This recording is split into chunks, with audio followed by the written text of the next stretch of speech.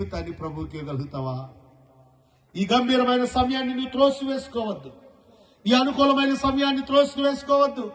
అయ్యా, ప్రభు నిన్ను దర్శించినప్పుడు, ఆయన వాక్యము నీతో మాట్లాడుతూ ఉన్నప్పుడు, పరిశుద్ధాత్ముడు నిన్ను హెచ్చరిస్తా ఉన్నప్పుడు, నీ జీవితాన్ని మార్చుకోమని నిన్ను ప్రేరేపిస్తా ఉన్నప్పుడు ఇంకా నువ్వు పాపంలోనే జీవించడానికి ఇష్టపడద్దు. పాపాన్ని అసహించుకోవడానికి ఇష్టపడు. పాపాన్ని అసహించుకోవడానికి ఇష్టపడు. పాపంలో జీవించద్దు. పాపంలో జీవించద్దు.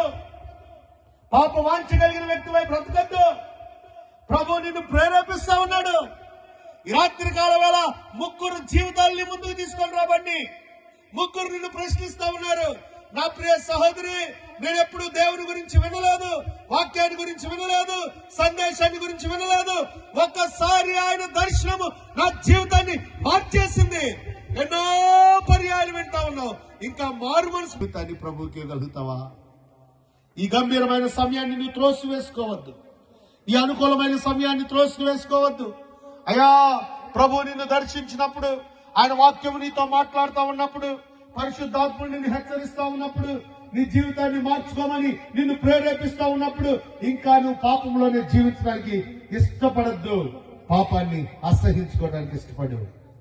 పాపాన్ని అసహించుకోవడానికి ఇష్టపడు. పాపంలో జీవించద్దు. పాపంలో జీవించద్దు.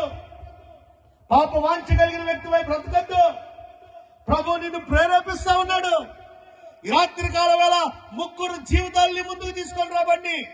ముగ్గురు నిన్ను ప్రశ్నిస్తా ఉన్నారు. నా ప్రియ సహోదరి, నేను ఎప్పుడు దేవుని గురించి వినలేదు, వాక్యాన్ని గురించి వినలేదు, సందేశాన్ని గురించి వినలేదు. ఒక్కసారి ఆయన దర్శనము నా జీవితాన్ని మార్చేసింది. ఎన్నో పర్యాయాలు వింటా ఉన్నావు.